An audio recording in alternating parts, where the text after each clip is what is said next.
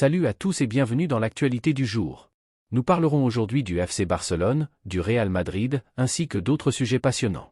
Si vous êtes nouveau ici, pensez à vous abonner pour ne rien manquer.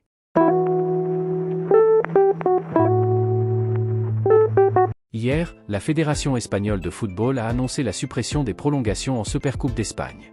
Cette mesure vise à alléger le temps de jeu pour les joueurs. En cas de match nul, on ira donc directement au tir au but. Par ailleurs, des échauffourées ont éclaté cet après-midi sur le chantier du Camp Nou entre des ouvriers roumains et albanais, faisant 6 blessés après des affrontements à coups de barre métalliques. Du côté du Barça, bonne nouvelle pour les supporters, Pablo Gavi est confirmé pour le match contre Séville, et selon les dernières informations, Dani Olmo et Fermín López seront également de la partie. David Escudé, conseiller sportif à la mairie de Barcelone, a laissé entendre que la finale de la Coupe du Monde 2030 pourrait se jouer au Maroc ou à Barcelone. Alejandro Balde a récemment déclaré: je dois m'améliorer en défense et dans la prise de décision. La saison dernière n'a pas été bonne, ni pour moi, ni pour l'équipe.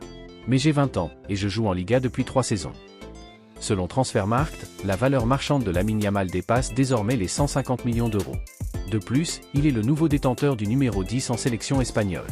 À ce sujet, Luis de la Fuente a déclaré: beaucoup découvrent Dani Olmo aujourd'hui, mais je m'étonne qu'ils ne l'aient pas remarqué avant. Olmo, Pedri, Fermín, Gavi, Lamine Yamal, mon Dieu, ils sont parmi les meilleurs au monde à leur poste. Ronald Araujo, de son côté, a exprimé son impatience de revenir sur les terrains. Je reviendrai comme un taureau. Jouer pour le Barça est un rêve, et j'espère y rester encore longtemps. En termes de transfert, Barcelone et le Real Madrid seraient intéressés par le jeune Álvaro Fernandez. Pendant ce temps, au Real Madrid, Joan Martinez a signé une prolongation de contrat jusqu'en 2026, tandis que Dani Carvajal a été opéré avec succès et doit maintenant attendre l'évolution de son état.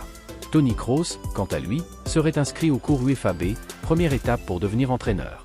Alors que certains joueurs profitent de la trêve internationale, Brahim Diaz, de retour de blessure, a déjà repris l'entraînement et pourrait être prêt pour le match contre Dortmund, à condition de ne pas ressentir de gêne. Vinicius Junior est devenu, avec Erling Haaland, le joueur le plus cher du monde, avec une valeur marchande estimée à 200 millions d'euros. Concernant le Ballon d'Or de cette année, France Football a décidé que le vainqueur ne sera interviewé qu'après la cérémonie, découvrant ainsi sa victoire au moment de l'ouverture de l'enveloppe. Si certains, comme Lionel Messi, Rodrigo de Paul, Pep Guardiola, Enzo Fernandez et Zlatan Ibrahimovic, soutiennent Lautaro Martinez comme digne successeur, d'autres voient Vinicius Junior comme le favori. Lionel Messi a déclaré à ce sujet: pour moi, Lautaro Martinez mérite le Ballon d'Or. Il a été champion d'Italie avec l'Inter, meilleur buteur, puis a brillé en Copa América. Et vous, chers passionnés de football, qui entre Vinicius, Lautaro Martinez, Bellingham, Rodri et Carvajal méritent le plus de remporter ce prestigieux trophée? Dites-le moi en commentaire. A été élu joueur du mois de septembre en Premier League, tout comme son entraîneur, Enzo Maresca, qui a été sacré meilleur entraîneur du mois. Enfin, d'après les dernières informations, Thomas Tuchel serait en pourparlers pour devenir le prochain sélectionneur de l'Angleterre.